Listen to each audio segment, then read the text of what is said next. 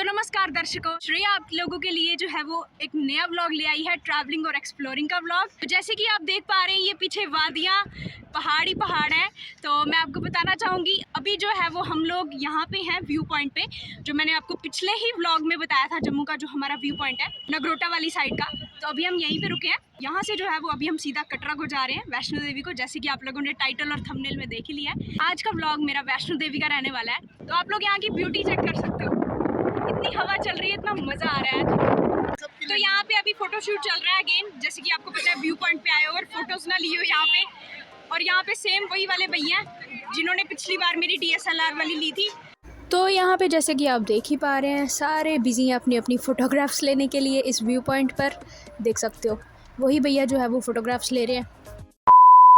तो अभी हम लोगों ने छोटा सा ब्रेक लिया और हम लोग नंदनी रुके हैं, जो मैंने अपने व्लॉग में भी बताया था, जहाँ पे स्पेशल पकोड़े मिलते हैं। तो यहाँ पे आप देख पा रहे हो क्या लिखा है, आई लव चाय। और ये देखो पनीर के पकोड़े, चलो खाते हैं।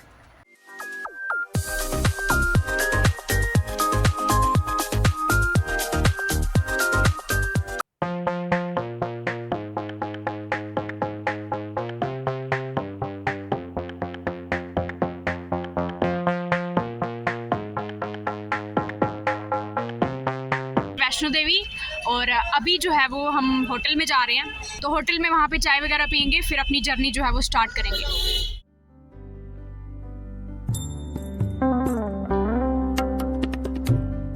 तो हम लोग पहुँच चुके हैं होटल और अभी यहाँ पे सारे पी रहे हैं चाय। और इसको देखो, इसको देखो। तो अभी हम लोग एंट्री गेट तक पहुंच चुके हैं। जर्नी हम लोगों ने स्टार्ट कर दी है। अब यहाँ से अंदर को जो है वो चेकिंग वगैरह होगी, फिर यहीं से रास्ता जो है वो शुरू होगा। और यहाँ पे आप लोग देख पा रहे हैं कितना ज़्यादा रश है इस बार वैष्णो देवी।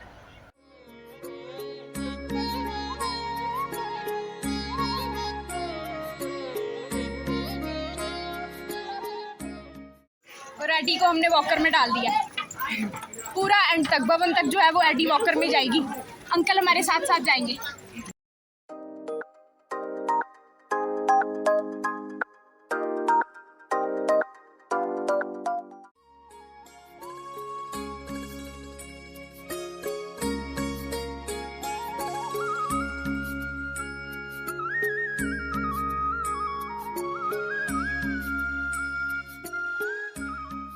अभी हम लोगों ने पहला दर्शन जो है वो क्रॉस किया चरण पाद का, और अभी हम यहाँ पे रुके हैं।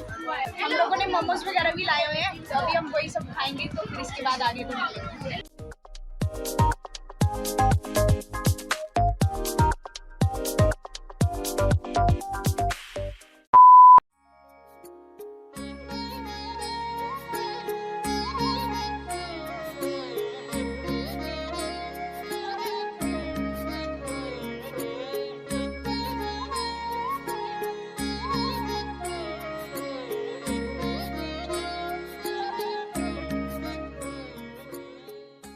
यहाँ से नीचे पूरा कटरा दिख रहा है, मतलब इतना अभी तक हम लोग जो है वो चल के आ गए हैं।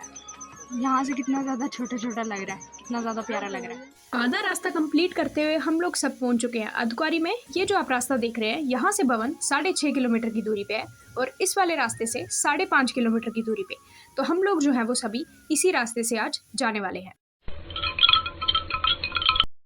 तो अभी रात के बज रहे हैं 12, यानी कि अगला दिन चढ़ गया हुआ है। और अब हम लोग फाइनली जो है वो डिनर करने लगे हैं, क्योंकि बहुत ही ज़्यादा भूख भी लग रही है। तो घर से ही हम लोगों ने सारा सामान जो है वो लाया हुआ था खाने पीने का। अब फाइनली यहाँ पे बैठ के खा पी लेते हैं, फिर यहीं से आगे बढ़ेंगे। तो हम सब मज़े से जा रहे हैं, आराम से जयकारा लगाते लगाते। यहाँ से अब भवन सिर्फ 4 किलोमीटर की दूरी पर है। और इन लोगों ने मन्नत मांगी होती है, जो इस तरीके से पूरा रास्ता चल कर जाते हैं। बहुत एनर्जी चाहिए, बहुत पावर चाहिए इसमें। माता रानी इनकी मन्नत पूरी करे और इनको शक्ति दे। Meanwhile, eventually, तो सुबह के 4 बजे हम लोग पहुंचे हैं भवन। अब फाइनली हम लोग नहा धो के जो है वो दर्शन करने जाएंगे यहीं से। 2 hours later. माँ वैष्णो देवी की गुफा के अंदर दुर्गा रूप में 3 पिंडियाँ विराजमान हैं, माँ लक्ष्मी, माँ काली और माँ सरस्वती। तो दर्शकों, मैं आप लोगों को बताना चाहूँगी, माँ वैष्णो देवी का जो मंदिर है वो इंडिया में 2nd most visited Hindu pilgrimage में माना गया है। सालों साल भर यहाँ पे लोग जो है वो दर्शन करने आते हैं माँ वैष्णो के, और हमारे भी आज दर्शन बहुत ही ज़्यादा खूबसूरत हो गए हैं। मैं आपको बताना चाहूँगी अंदर जो है वो फ़ोटोग्राफी अलाउड नहीं है, भवन के अंदर फ़ोन्स वगैरह लेना नहीं है अलाउड, सामान वगैरह हमें बाहर ही रखना पड़ता है, उसके बाद ही हम दर्शन करने जा सकते हैं। तो मैं आप लोगों को बताना चाहूँगी एक और चीज़, यहाँ के जो आपके पहाड़ आपको दिख रहे हैं इनको त्रिकुटा हिल्स भी कहा जाता है। भवन से दर्शन करने के बाद लोग भैरो घाटी की तरफ जाते हैं, जिसके लिए आजकल गंडोला चल गया है। तो हम लोगों ने भी जाना था, बट यहाँ पे आप भीड़ देख पा रहे हैं टिकट्स के लिए। तो हम लोगों ने भैरो घाटी रोपवे के थ्रू ही जाना था, बट टिकट्स की लाइन इतनी लंबी थी, अनफॉर्चुनेटली हम लोग भैरो घाटी नहीं जा पाए। तो अब हम लोग वापस को निकल गए हैं कटरा की तरफ।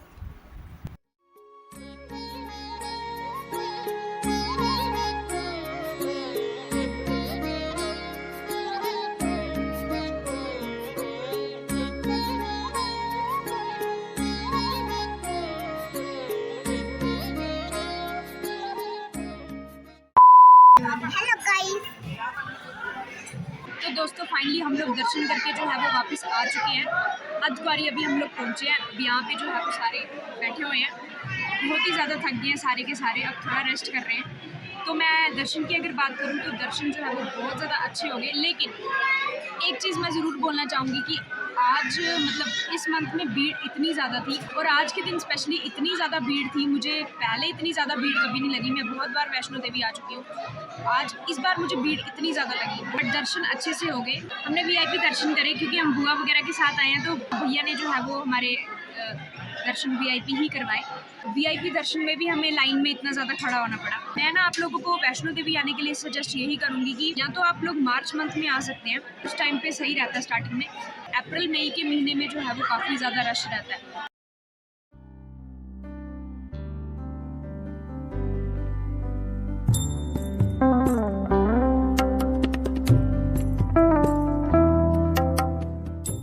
बहुत ही ज़्यादा अच्छा ट्रिप रहा। अब हम लोग घर को निकल गए हैं, अगली बार भी जल्दी ही माता रानी बुलाए और सबको शक्ति दे।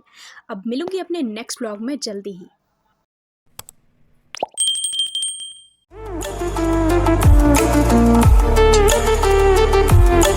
तो मैं जब भी वैष्णो देवी आती हूँ हर साल, तो कुछ ना कुछ नया एक्सपीरियंस गेन करने को मिलता है। तो इस बार का एक्सपीरियंस ये मिला, और इस बार का एक सीख ये भी मिली कि यार अपने साथ एक गर्म कपड़ा ज़रूर रखना चाहिए, क्योंकि रात को जो है ना वो ऊपर ठंड लगती है काफ़ी ज़्यादा। तो मैं पूरी कंबली, चाहे गर्मी है, बारिश है, ठंड है, कुछ भी है, गर्म कपड़ा अपने साथ रखना ही रखना है।